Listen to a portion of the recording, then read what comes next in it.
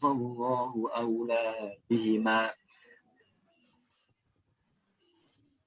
فلا تتبعوا الهوى أن تعتلوا وإن تلهوا أو تعرضوا فإن الله كان بما تعملون خبيرا. يا أيها الذين آمنوا بالله ورسوله والكتاب الذي نزل على رسوله والكتاب الذي أنزل من قبل ومن يكفر بالله وملائكته وكتبه ورسله واليوم الآخر فقد ضل ضلالا بعيدا. إن الذين آمنوا ثم كفروا ثم آمنوا ثم كفروا ثم ازدادوا كفرا لم يكن الله ليغفر لهم ولا ليهديهم سبيلا. بشر المنافقين بأن لهم عذابا أليما. الذين يتخذون الكافرين أولياء من دون المؤمنين أيبتغون عندهم العزة فإن العزة لله جميعا. وقد نزل عليكم في الكتاب أن إذا سمعتم آيات الله يكفر بها ويستهزأ بها فلا تقعدوا معهم حتى يخوضوا في حديث غيره إنكم إذا مثلهم. إن الله جامع المنافقين والكافرين في جهنم جميعا. الذين يتربصون بكم فإن كان لكم فتح من الله قالوا ألم نكن معكم وإن كان للكافرين نصيب قالوا ألم نستحوذ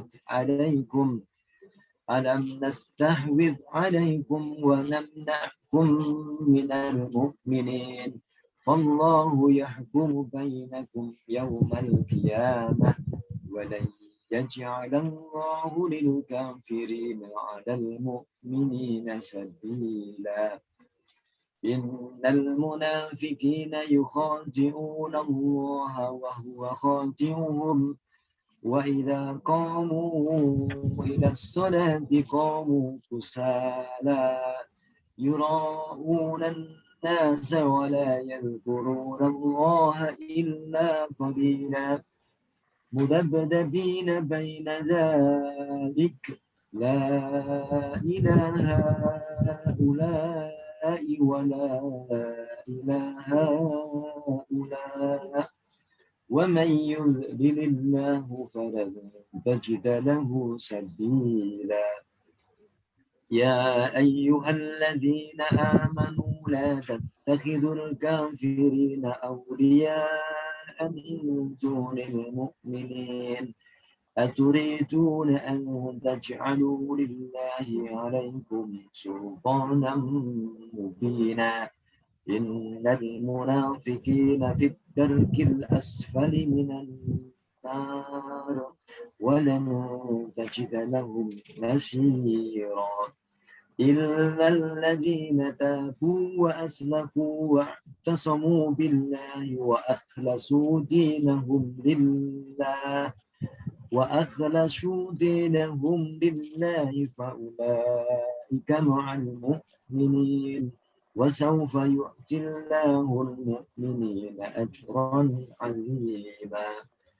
ما يفعل الله بعذابكم إن شكرتم وآمنتم وكان الله شاكرا عليما. صدق الله العظيم. Alhamdulillah, sebagaimana yang kita bacakan dari beberapa ayat yang lalu, sedikit hanya menyimpulkan saja. Ini saya buka untuk tulisan saya. Dan saya tutupnya ini, Pak. Okay. Suaranya supaya sepertinya ada noise, Pak, gluduk gitu. Apa ada problem itu pada pada laptop penjenengan kurang jernih, ada semacam gluduk-gluduk. Seperti ini kan jernih sekali. Teman-teman yang lain tolong di off-kan dulu sementara Pak Sakroni memberikan ceramahnya. Jadi kalau ada suara noise bisa kelihatan bahwa itu dari laptop siapa gitu. Monggo, silakan Pak Sakroni, coba dicek di suara geluduk-geluduknya ada. Apa dari mana itu, nggih? Monggo, silakan Pak Sakroni. Saya belum bisa nampilkan ini Quran. Nggih. Jadi gimana? Panjenengan memberikan ceramah, monggo silakan. Monggo sebisa HP panjenengan bisa. Gitu. Ya gimana lagi, masa kita memaksakan kan tidak mungkin. Sebagaimana yang kita bacakan dari beberapa ayat yang lalu, di ayat yang ke-135, 136, hanya kesimpulan aja, bahwa Allah memerintahkan kepada kita semuanya, orang Islam itu harus menjadi pelindung. Bagaimana kita semuanya harus bisa menjadi pelindung, pengayom, memberi kebaikan, makanya setidak-tidaknya harus mempunyai kekuatan. Punya kekuatan, punya kekuasaan. Sehingga jangan sampai jatuh ke tangan orang-orang kafir. Kalau orang-orang kafir, mereka tujuannya hanya dirinya, keluarganya. Inilah kenapa Islam itu dianjurkan, diwajibkan oleh Allah Subhanahu wa taala berdasarkan kepada Al-Qur'an. Sehingga agar orang-orang kafir mereka semuanya tidak menjadi penghalang dalam kita menjadi melindungi, kita bisa berbuat rahmat untuk semesta alam, maka Allah menjelaskan adalah kita semuanya menjadi orang-orang yang senantiasa istiqomah di dalam akidah, di dalam akhlak. Sebagaimana Allah jelaskan pada ayat yang ke-138.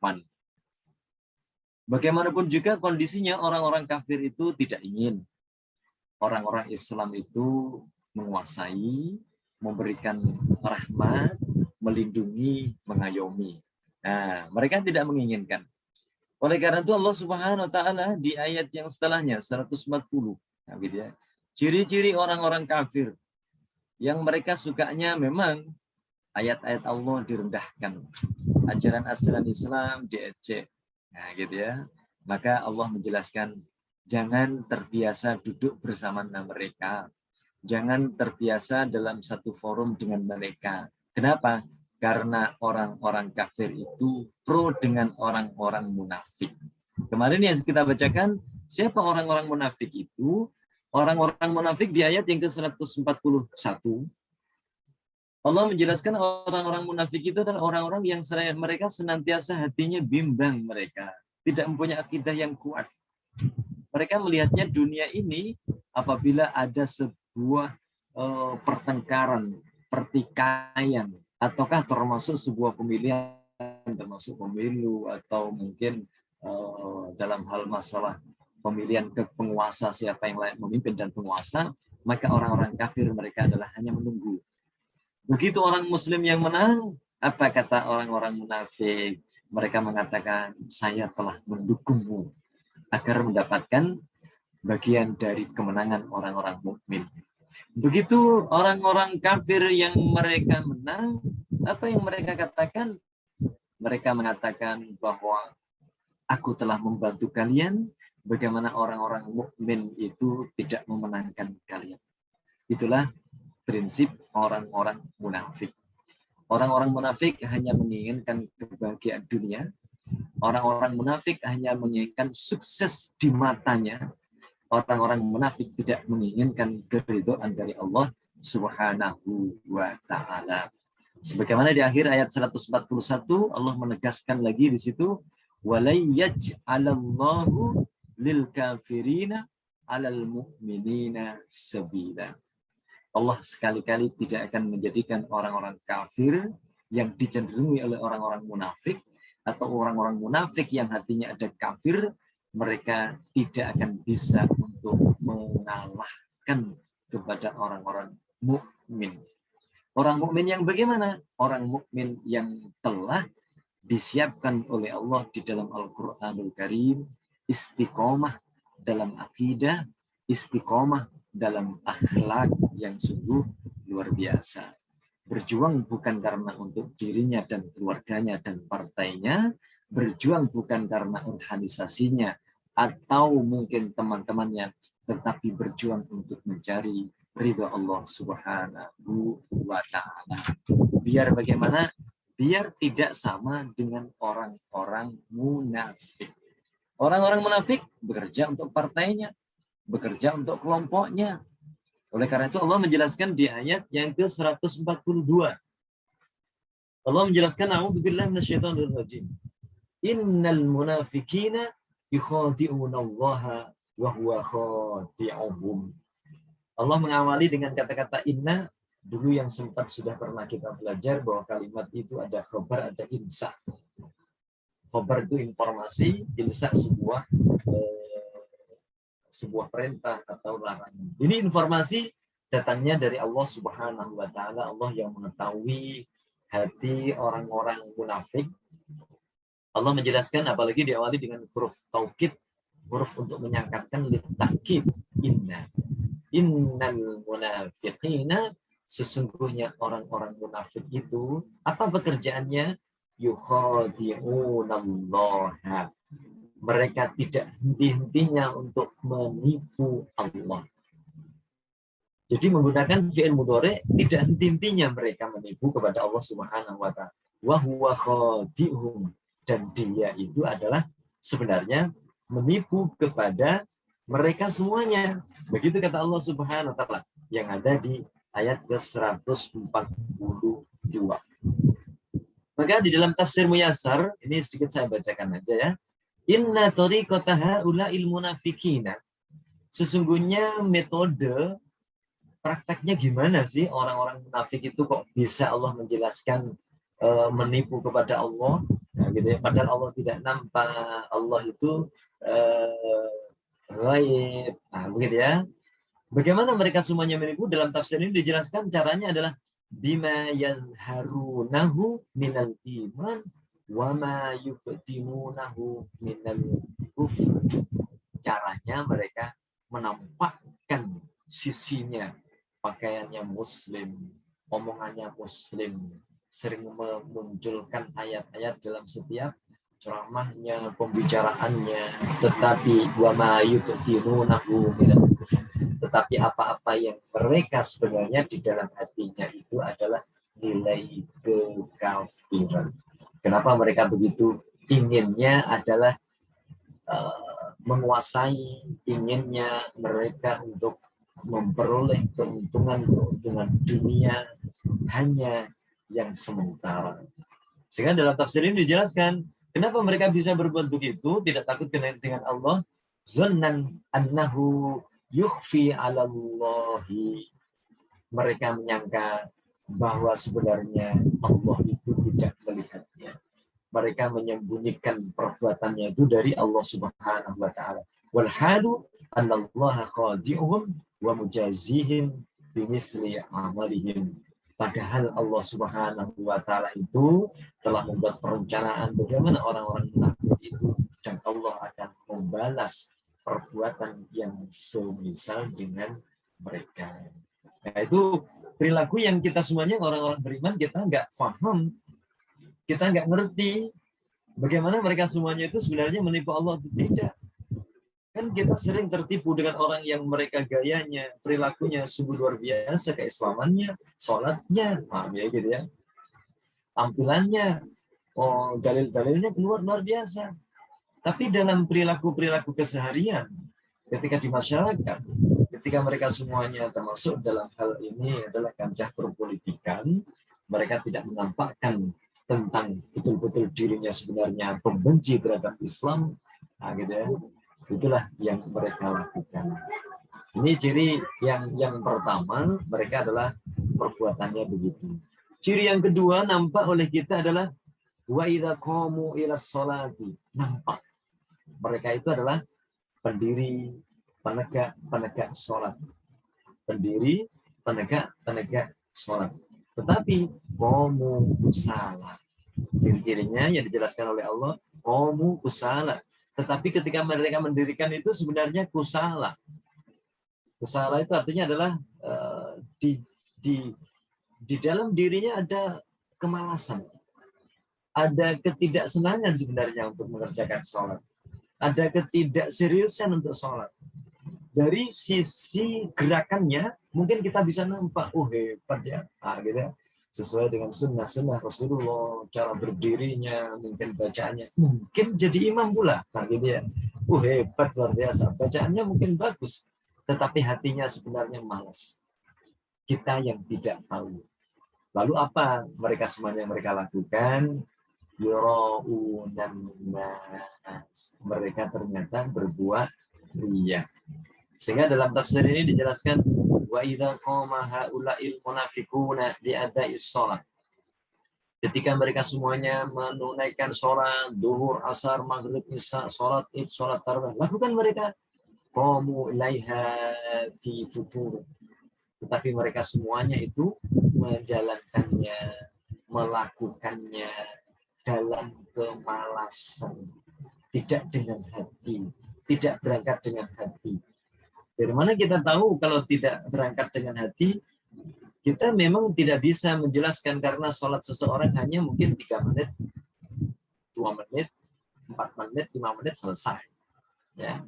Berbeda dengan kalau orang kerja itu malas atau tidak bisa dilihat.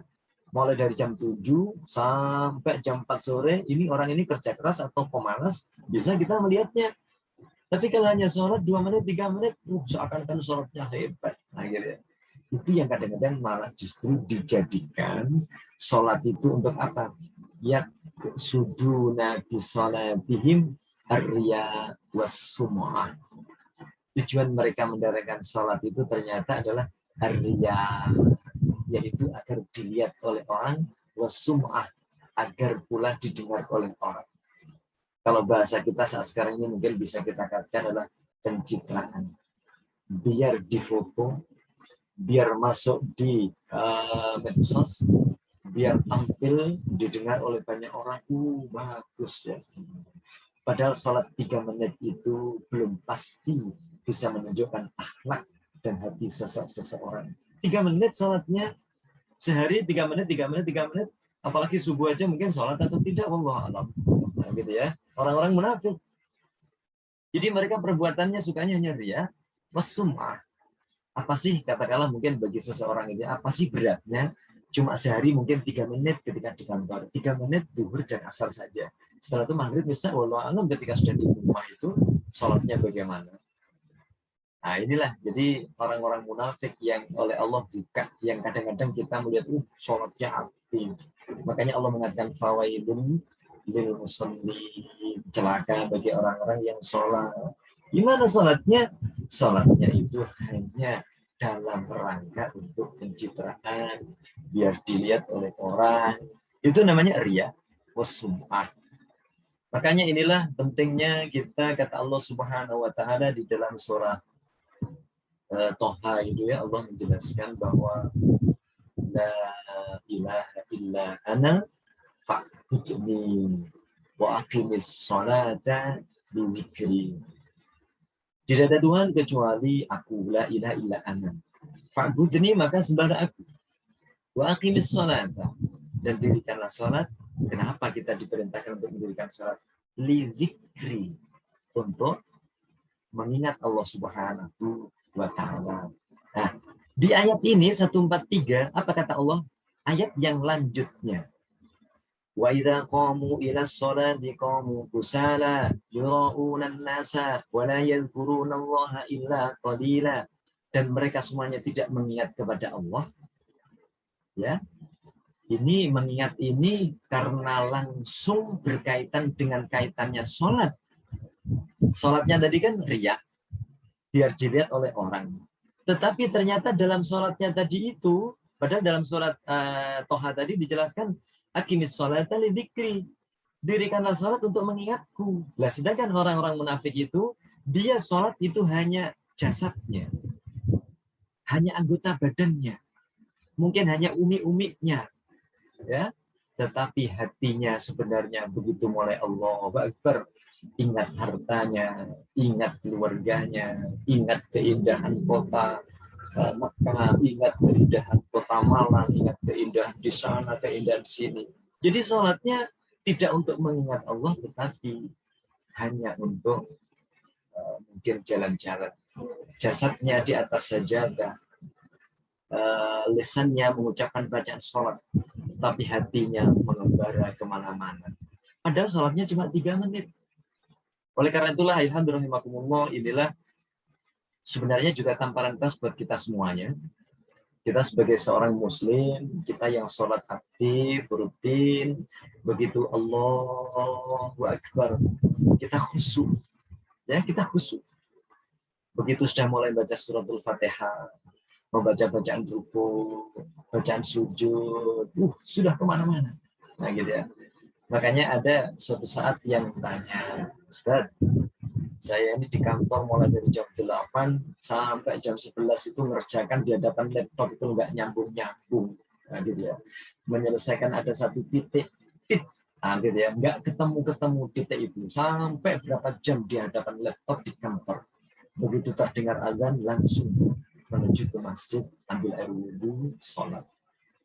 Begitu sholat, dia Allahu Akbar, langsung ingat pekerjaan yang ada di kantor. Begitu ingat pekerjaan yang di kantor tadi, ternyata dia dengan begitu mudah, ternyata begini, begitu. Assalamualaikum warahmatullahi wabarakatuh, alhamdulillah, bisa menyelesaikan masalah yang ada di kantor. Akhirnya tanya, Ustaz, sholat saya gimana itu, Ustaz? Makanya saya jawab sesuai dengan surat Toha ayat yang ke-20 itu, gitu ya. Surat Toha yang ayat ke-14 ya, surat yang ke-20 ayat yang ke-14. Wa aqimis salata lidzikri, dirikanlah salat dalam rangka untuk mengingat. Tidak untuk mengingat pekerjaan, tidak untuk berpikir dunia, tidak untuk berpikir mungkin anak atau cucu yang lagi sakit, tidak memikirkan tentang masalah politik, tetapi ingat kepada Allah. Hanya 3 menit itu.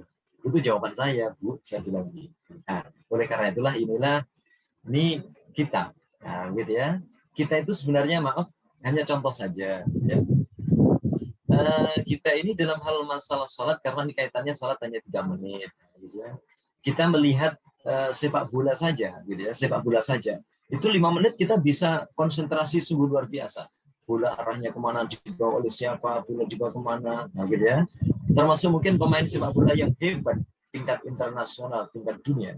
Ketika dia hanya melakukan 45 menit setiap babaknya, saya yakin bahwa pemain sepak bola tersebut tidak memikirkan anaknya, tidak berpikir istrinya, tidak berpikir pekerjaannya. Hanya dia berpikir bola itu arahnya kemana, bagaimana cara menggiring bola. 45 menit menggiring bola bisa akal pikirannya. Kita kadang-kadang sholat 3 menit itu sudah kecampuran macam-macam. Itulah tugas setan. Nah, sehingga sholat kita senantiasa bagaimana sholat yang tidak mengingat kepada Allah, atau seperti yang dijelaskan oleh Allah di ayat 142 ini, ciri-ciri orang munafik adalah wala yazkuruna Allah illa qalila. Ini ayatnya langsung langsung berkaitan dengan orang-orang ciri orang munafik ketika mengerjakan sholat itu hanya biar dilihat oleh banyak manusia, dan dia dalam sholat itu tidak mengingat kepada Allah kecuali hanya sedikit. Ya, sudah sholatnya sudah 3 menit, ingat Allah hanya Allah Akbar di awal sama Assalamualaikum saja. Nah, ini cukup mengkhawatirkan buat kita semuanya, Bapak Ibu yang dirahmati oleh Allah Subhanahu wa taala. Nah, ini ciri-ciri orang munafik, yang bagaimana orang-orang munafik itu senantiasa dia dalam sholatnya ingat kepada Allah cuma sedikit sekali. Atau sebenarnya ayat ini yang ayat 142 terakhir ini, kalau dipisahkan dengan ayat yang sebelumnya, maksudnya ingat itu bukan ingat dalam sholat, mungkin ingat di luar sholatnya, bisa-bisa juga, bisa-bisa juga. Nah, gitu ya. Oleh karena itulah ini satu lagi ayat yang berkaitan dengan ciri-ciri orang munafik adalah Bagaimana? Di ayat yang ke-143. Muzabzabina baina dzalika la ilaha ulai wa la ilaha ulai wa may yudlilillahu falan tajida lahu sabila. Apa kata Allah Subhanahu wa taala? Muzabzabina baina dzalik. Inna min sa'ni haula'il munafiqina at-taraddud wal khairah wal istirab. Perasaan orang-orang munafik itu muzabzabina. Sesungguhnya keadaan orang-orang munafik itu, Masya Allah, sungguh mereka taraddud. Taraddud itu kafir iman. Kafir iman. Ragu-ragu dia. Lemah sebenarnya. Wal khairah, bingung sebenarnya. Dalam dirinya itu bingung orang munafik itu sebenarnya. Nah, gitu ya. Wal istirab, ragu-ragu. Ini apa? Ya apa? Inilah makanya Allah sekali lagi memberikan tips kepada kita semuanya. Dalam kehidupan itu senantiasa kita menjadi orang-orang yang sungguh luar biasa, kemantapan dalam tujuan mencari ridha Allah Subhanahu wa taala. Masalah dunia itu Allah kalau menjadikan kita kaya dalam sesingkat bisa. Kalau Allah mau mematikan kita dalam sesaat juga bisa. Nah, gitu ya. Sehingga semuanya kita kerja keras, berbuat yang sungguh luar biasa untuk mencari ridha Allah Subhanahu wa taala. Nah, ini ya. Sehingga Rasulullah SAW berpesan dalam sebuah hadisnya, ajaban li amril mu'min inna amrahu kullahu lahu khair. Sungguh mengherankan pribadi perilaku orang-orang mukmin, berbeda dengan orang-orang kafir yang bergantung dengan dunia, berbeda dengan orang munafik, pilihan antara saya bergabung dengan orang mukmin atau orang-orang kafir, tetapi orang-orang beriman adalah ajaban li amril mu'min. Sungguh orang-orang yang beriman kepada Allah itu sangat mengherankan. Inna amrahu kullahu lahu khair. Semua apa yang dilakukannya menjadikan kebaikan. Nah, gitu ya. Setelah berjuang itu kebaikan. Hasilnya ternyata positif. Alhamdulillah. Nah, apa kata Rasulullah SAW? In asabatu sarra syakara. Apabila kemenangan ia dapatkan, kesuksesan ia dapatkan, keberhasilan ia dapatkan, apa kata dia? Semuanya datangnya dari Allah. Syakar, bersyukur kepada Allah. Wa in asabatu dharra, apabila menimpa kepadanya kegagalan, ketidakberhasilan, sakit, apa? Sabar. Sungguh inilah yang tidak dimiliki oleh orang-orang kafir.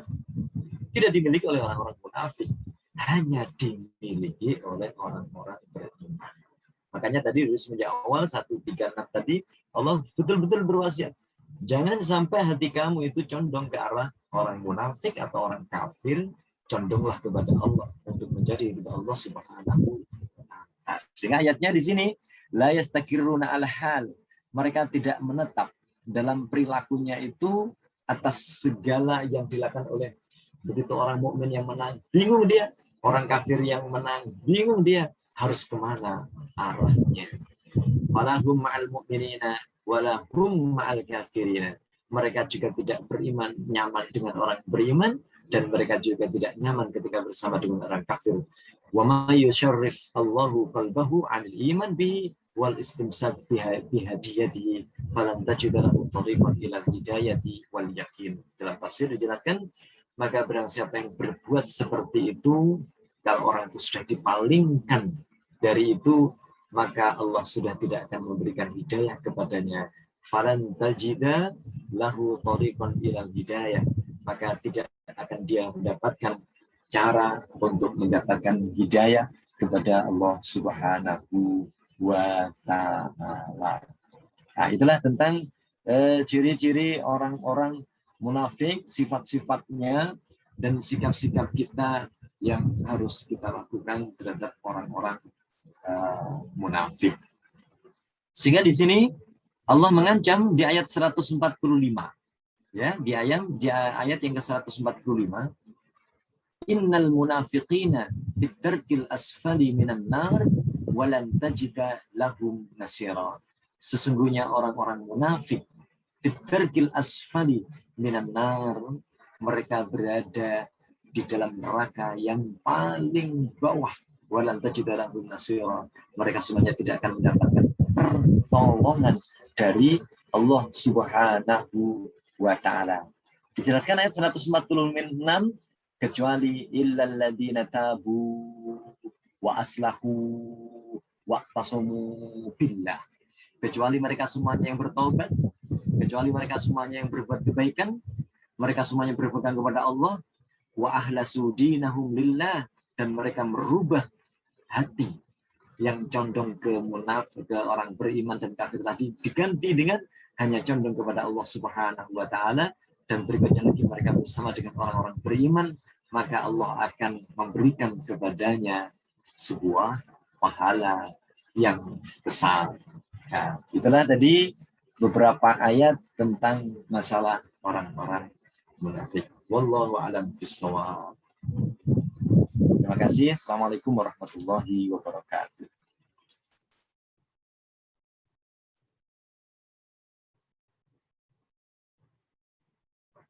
Iya, Pak Fuad, ini speakernya belum dibuka.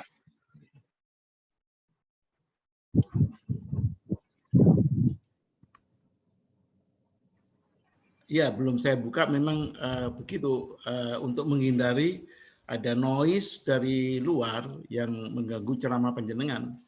Kecuali dari mic panjenengan ya Mbak, yang kalau memang di situ tidak clean, ya akan terdengar di sini tidak clean. Saya mencoba tadi merekam Pak Sa'roni, merekam suara panjenengan waktu memberikan ceramah, memang ada di dalamnya suara-suara yang mengganggu. Nanti bisa panjenengan cek di mana kira-kira aspeknya. Karena apa? Karena dari sisi manajemen, dari host clear, dari teman-teman yang lain di mute. Nah, jadi mungkin dari environment mic panjenengan atau laptop panjenengan yang mangke dipun cek lagi. Saudara-saudara sekalian, tadi yang telah disampaikan oleh Ustadz Sa'roni mengenai bacaan surat An-Nisa 135 sampai 147, kemudian beberapa tafsir yang disebutkan tadi untuk 141, 42, 43, yang 144-nya belum, masih terlewatkan. Nanti insya Allah pada Ahad yang keempat akan diteruskan dengan ayat 144 gitu. Ciri-ciri munafik, sikap-sikap munafik, dan sikap-sikap itu terkait tentang permasalahan sosial. Ini bukan masalah ibadah mahdhah saja, termasuk masalah sosial. Baiklah saudara sekalian, terbuka sekarang, saya buka sekarang diskusi. Siapa yang mau menyampaikan tambahan, pertanyaan, atau sanggahan, ini memang terbuka untuk kita semua. Silakan. Assalamualaikum. Waalaikumsalam warahmatullahi wabarakatuh. Ya, saya Ervan Karjani. Mas Ervan ini dokter senior dari Madiun. Kalau di pengajian Pucang sering membawa roti bluder, tapi karena ini online nggak ada bludernya, ya. Jadi mohon difahami gitu. Ya. Dikirim nggak apa-apa, Pak. Monggo Pak Dr. Ervan. Ya, saya ceritakan tadi karena memang politik ya, juga tentang munafik itu. Intinya kan dua itu. Saya ini pengalaman itu pernah tahun 2000 ya, 199 mendekati pensiun. Saya sudah mendengar bahwa Islam itu cuma ibadah makdo, ya itu ya percuma gitu loh. Artinya bukan percuma, maksudnya ya cuma sholat. Memang amar ma'ruf nahi mungkar. Kalau amar ma'ruf itu memang tidak ada risikonya. Kalau mungkar itu mesti ada risikonya.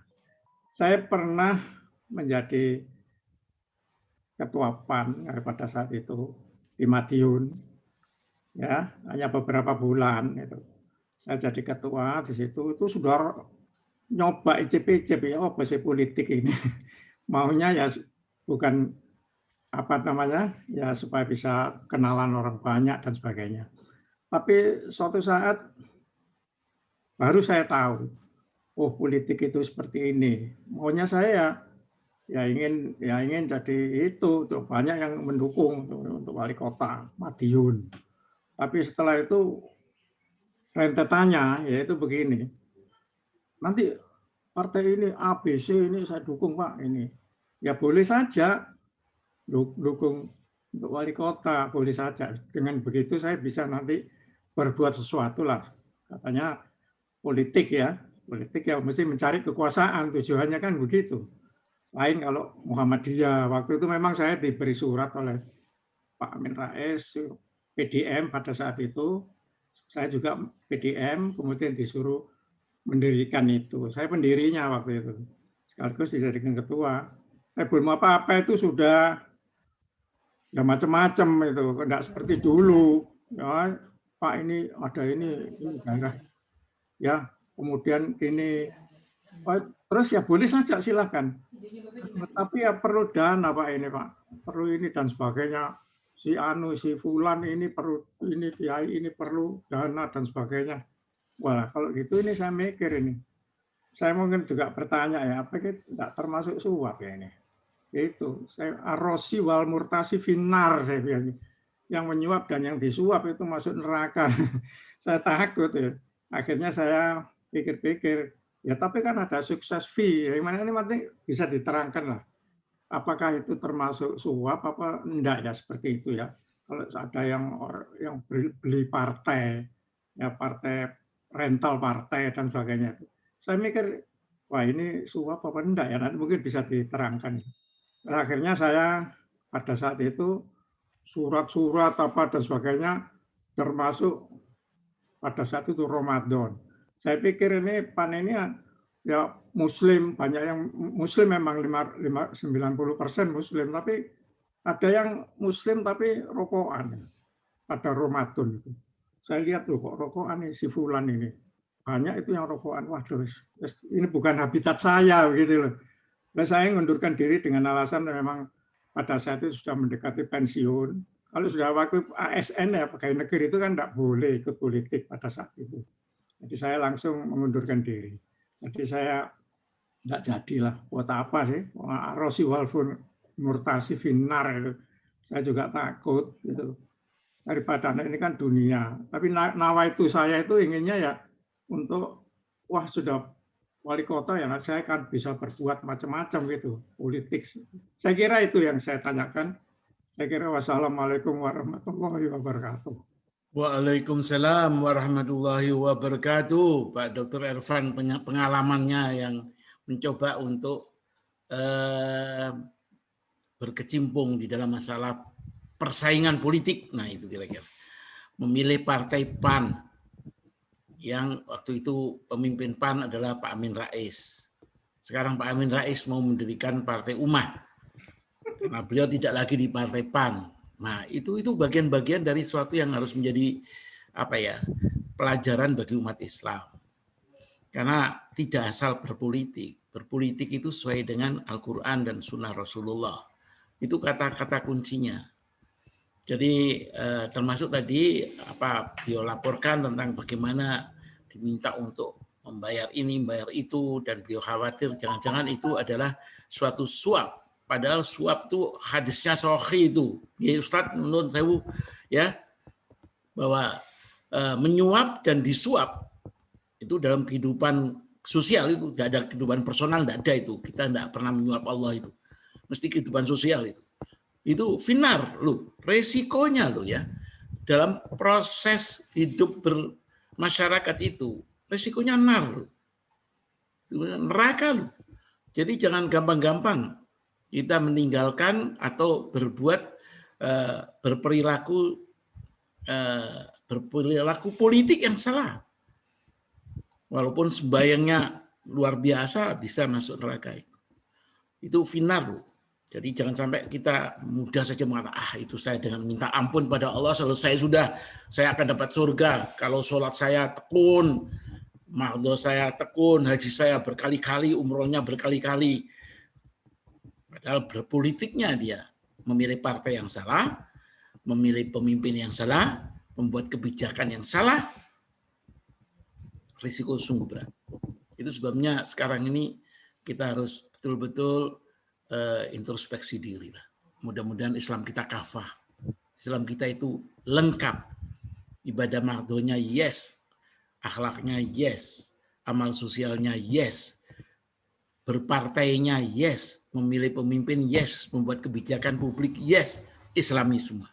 Insya Allah itu bisa menghindarkan kita dari kesulitan di akhirat nanti dan mungkin bahkan kesulitan juga di dunia ini.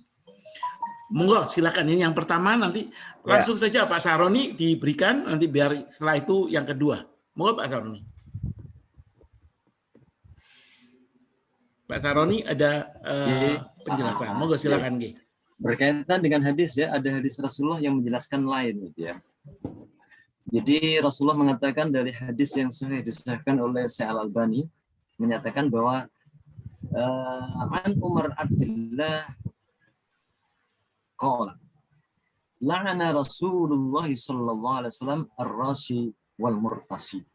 Jadi Allah itu melaknat terhadap orang yang menyuap dan orang yang menerima suap. Kalau di hadis lain ar-rashi wal murtasi finnar. Jadi semakna dari hadis tersebut. Di sini para ulama memberikan keterangan dari hadis tersebut betul bahwa suap menyuap itu adalah hukumnya haram dan tidak ada tolerir lagi. Nah, gitu ya. Jadi hukumnya tetap haram. Tapi ada beberapa ulama yang memberikan keterangan yang berbeda. Mungkin nanti ada yang memberikan tambahan lain, gitu ya. Jadi ada ulama yang memberikan keterangan bahwa apabila, ini hanya kasus contoh saja, seseorang yang dia itu sudah menjadi guru honorer, katakanlah sudah 10 tahun, ya, dia jadi tenaga honorer dan dia sudah tercatat, akhirnya ada penerimaan pegawai baru negeri, nah, gitu ya. Akhirnya ada tes, nah, gitu ya. Begitu tes ternyata dia ditawari sama pihak panitia, Pak, ini jenengan sudah 10 tahun ya, nah, gitu ya. Tapi kalau jenengan ini tidak bisa memberikan uang sekian, maka ini akan saya serahkan kepada orang yang mau memberikan uang. Jadi ada orang yang di situ katakanlah masih honorer 1 tahun, nah, gitu ya. Dia akhirnya karena ada uang tipsnya tadi, riswah tadi atau suap tadi, dia bisa menjadi pegawai. Nah, ada ulama yang mengatakan karena ini mengambil haknya yang seharusnya dia yang sudah kerja 10 tahun itu yang layak menjadi pegawai negeri, maka ada ulama yang mengatakan ini dibolehkan. Karena apa? Memang sudah haknya, tetapi karena kalau itu nanti diberikan kepada yang 1 tahun tadi, udah nanti sekolah ini diajar oleh anak yang masih belum istilah itu benar tentang ajarnya, juga belum pengalaman. Udah, kalau begitu ini saya ambil hak saya. Jadi menurut ulama tersebut itu termasuk diperbolehkan. Menurut ulama tersebut ya, tetapi tetap hukumnya adalah haram dan itu melanggar aturan Allah Subhanahu wa taala. Nah, gitu ya. Lalu akhirnya gimana? Kalau nanti sudah terbiasa seperti itu, terus hukum suap menyuap akan muncul. Nah, gitu ya. Makanya sebenarnya kita lebih cenderung udahlah, masa rezeki datangnya dari Allah Subhanahu wa taala. Enggak ada masalah apabila aku tidak boleh masuk dalam sebuah tempat itu kalau aku harus memberikan hadiah berupa suap. Nah, gitu ya. Ini memang tetap tergantung dari pribadi kita masing-masing, kaitannya masalahnya dengan rezeki. Kaitannya dengan masalah bayaran. Kalau sudah nanti contoh tadi pegawai negeri kan enak, ya gitu ya. Kalau nanti masih swasta kan masih banyak kesulitan. Nah, itulah wallahu a'lam. Mungkin yang lain bisa memberikan tambahan, monggo silakan. Saya tertarik untuk memberikan catatan ini, Pak.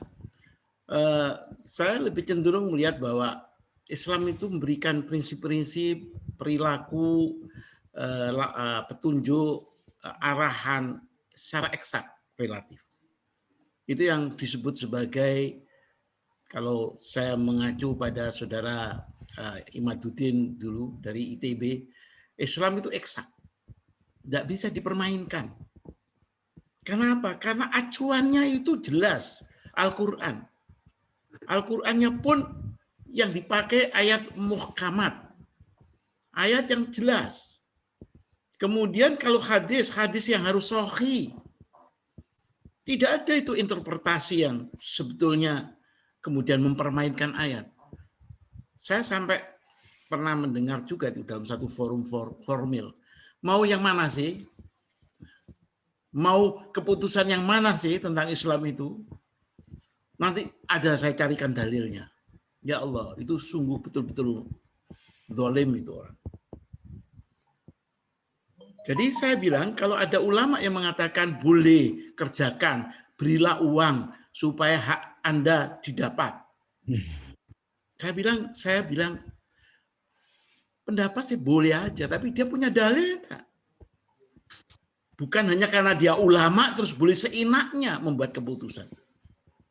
Padahal hadisnya sudah jelas sahih, apalagi mutawatir, Qur'annya juga jelas. Masih dibuat mainan. Dan rusaknya Islam ya di situ saya kira. Ini yang paling getol urusan ini Pak Kanto ini biasanya. Oh, sudah jelas faktornya kok. Masih ditawar, dibelokkan. Naudzubillah. Naudzubillah min dzalik. Jadi Pak, panjenengan boleh aja menyampaikan pendapat ulama. Tapi saya minta ulama itu mempunyai dasar apa waktu dia mempunyai pendapat seperti itu. Itu tidak boleh, Pak. Kita tidak boleh asal kata ulama. Kita harus jelas dasarnya. Acuan Quran mana, hadis mana. Saya kira ini saya minta menjadi perhatian teman-teman semua. Berislam itu eksak. Apalagi yang muhkam ayatnya. Apalagi hadisnya yang sahih. Jangan hadis sahih dinafikan, dikalahkan oleh hadis dhaif. Cerita khayal. Kitab-kitab yang tidak dengan penjelasan yang benar. Jadi saya minta ini menjadi bagian dari cara kita berislam. Dan rusaknya Islam ya karena itu mempermainkan dasar-dasar Islam. Monggo silakan kalau ada teman yang lain yang mau bertanya atau menambahi pertanyaannya. Terima kasih, Pak. Monggo siapa? Ya. Pak Abdul, Pak Hakim. Monggo silakan Pak Hakim. Assalamualaikum warahmatullahi wabarakatuh. Waalaikumsalam warahmatullahi wabarakatuh. Jika mempelajari karakteristik orang-orang munafik dalam Al-Quran dan dalam hadis mutawatir, hadis sahih, maka kita jadi melihat betapa kemunafikan itu sudah demikian menyebar ya, di negeri ini, di kalangan orang-orang yang mengaku muslim bahkan. Dan saya kira ini adalah resiko kepemimpinan yang jelek. Jadi jika kepemimpinan umat level manapun di di kelompok manapun itu sudah menggambarkan karakter kemunafikan ini, maka efeknya kemudian tidak hanya pada satu sisi, tapi bahkan di semua sisi hidup, dalam bidang ekonomi, sosial, politik, budaya, seperti yang terjadi di negeri kita ini. Dan salah satu kuncinya saya kira memang buruknya pendidikan. Dan pendidikan kita ini sejak merdeka memang sangat buruk. Pendidikan kita ini sebenarnya populer, tapi banyak dari kita yang tidak mengakui betapa pendidikan kita ini sebenarnya sudah sangat sekuler sejak merdeka.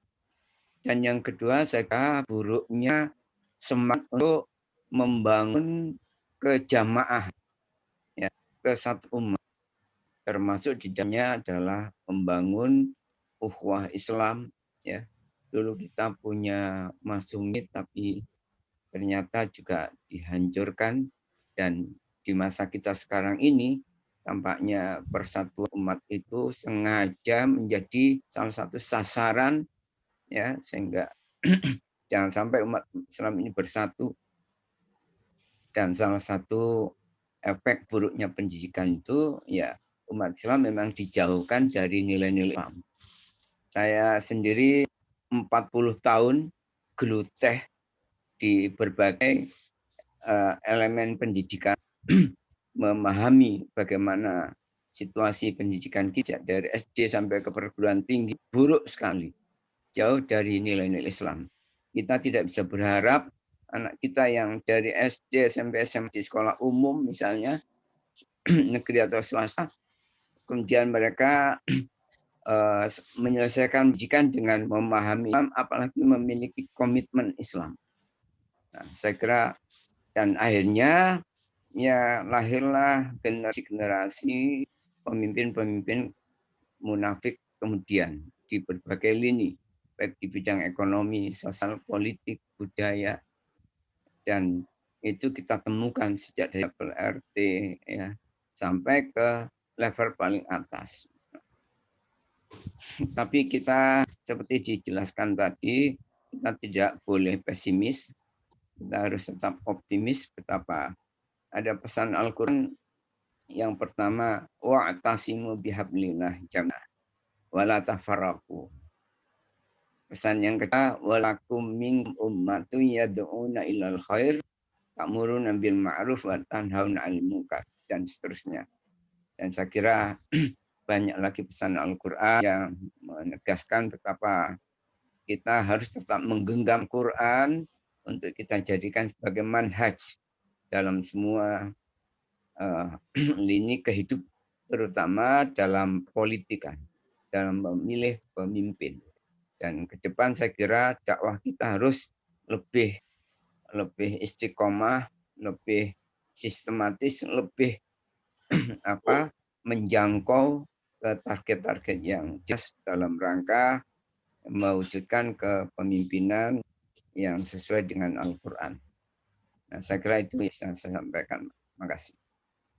Ya, itu alhamdulillah Pak Hakim, terima kasih itu sebagai tambahan bagaimana kita berislam yang benar, dan Pak Hakim menekankan bahwa jangan lupa mulailah dengan mencari pemimpin yang benar dan jangan memilih orang munafik menjadi pemimpin. Saya pikir ini memang kata kunci dalam Islam politik itu. Dan waktu kita bicara tentang suara Al-Maidah yang 49 sampai ke 57 yang sudah kita baca dan kita tafsirkan, ditafsir dengan yang sudah dijelaskan oleh Ustaz Sa'roni. Pemimpin Islam itu kualifikasinya harus mukmin, Pak. Di luar mukmin itu ada, saya bilang, kategori-kategori yang lain. Yang kategori yang lain itu satu, munafik. Ini yang tidak layak menjadi pemimpin. Ya, yang nomor 2 yang mungkin belum tersebutkan di sini, tapi sudah tidak langsung ada di dalam, orang yang zalim, pelanggar syariat itu, orang-orang yang penuh dosa itu. Tadi itu dikali Pak Ervan mosok poso-poso rokokan. Nah, dijadikan pemimpin orang kayak gitu. Pendosa itu dijadikan pemimpin. Zalim itu dijadikan pemimpin. Itu haram itu. Dan yang ketiga, Pak, jangan lupa, jangan menjadikan pemimpin orang yang nggak ngerti Islam, walaupun KTP-nya Islam. Jahilin. Jadi pemimpin itu hanya mukmin memang. Mukmin itu artinya dia mengerti Islam, dia taat kepada tuntunan Islam, dan dia pejuang Islam, dia mempunyai kapasitas keilmuan yang memadai, itu pemimpin. Kalau bukan itu yang dijadikan pemimpin formal, maka rusak itu sistem. Dan yang terjadi kita sejak zaman kemerdekaan sampai sekarang, itu tadi malam itu Pak Zainuddin membicarakan mengenai sejarah Islam. Beliau itu mengeluh bahwa Islam itu kemudian decline setelah kemerdekaan malah. Setelah kemerdekaan itu justru Islam itu decline. Nah, kita harus lihat ada apa itu? Siapa yang menjadi pemimpin setelah kemerdekaan? Dan itu kesalahan umat Islam juga. Jadi Islam di Indonesia mempunyai kurva seperti, mudah-mudahan ya tidak berlanjut ya, seperti kurva genta itu, mulai dari lemah, kuat-kuat, puncaknya itu Mataram. Puncaknya itu Mataram. Begitu Mataram dia kalah waktu menyerang Jayakarta, VOC, langsung decline, terjajah. Oleh penjajah dilakukan deislamisasi. Merdeka yang menjadi pemimpin yaitu orang-orang yang sudah terkena deislamisasi.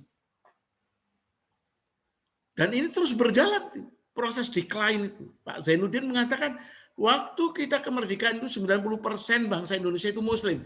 Sekarang tinggal hanya 85%. Itu decline namanya. Bagaimana next? Pak Zainuddin mungkin Sabtu depan akan bicara mengenai prospek Islam Indonesia masa datang.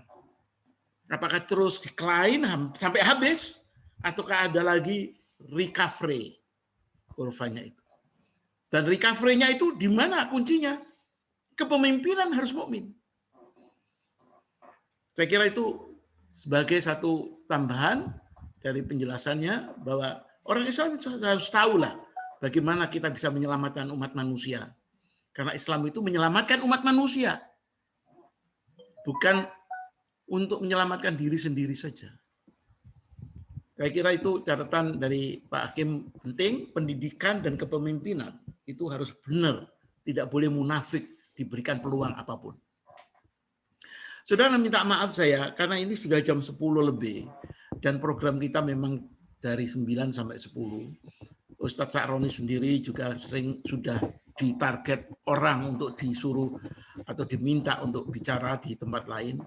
Maka dengan minta maaf saya tidak bisa melanjutkan diskusi kita.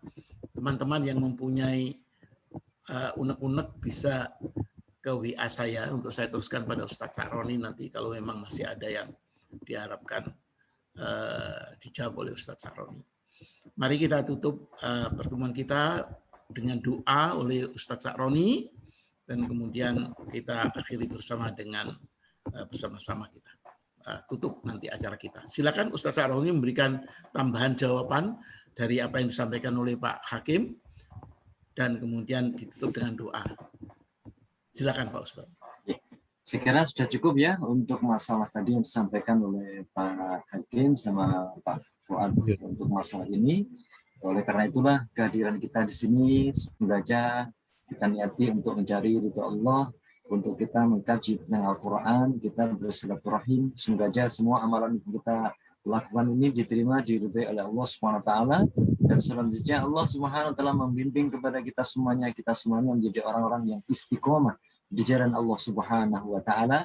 Wala tamutunna illa wa antum muslimun. Semoga Allah memberikan kita semuanya kekuatan istiqomah sampai kita dipanggil oleh Allah Subhanahu wa taala, sehingga kita semuanya akhir dalam kehidupan kita menjadi husnul khotimah. Kita bacakan suratul Fatihah bersama-sama. Al-Fatihah. A'udzubillahiminasyaitonirrajim. Bismillahirrahmanirrahim. Alhamdulillahirabbil alamin. Arrahmanir rahim. Maliki yaumiddin. Iyyaka na'budu wa iyyaka nasta'in. Ihdinas siratal mustaqim. Shiratal ladzina an'amta 'alaihim ghairil maghdubi 'alaihim waladdallin. Amin. Kurang lebihnya mohon maaf dari saya khususnya. Wallahu a'lam bishawab. Akhirul kalam. Wassalamualaikum warahmatullahi wabarakatuh. Waalaikumsalam warahmatullahi wabarakatuh. Baiklah saudara sekalian, kita tutup ngaji kita dengan bacaan hamdalah. Alhamdulillahi rabbil alamin. Assalamualaikum warahmatullahi wabarakatuh. Waalaikumsalam warahmatullahi wabarakatuh.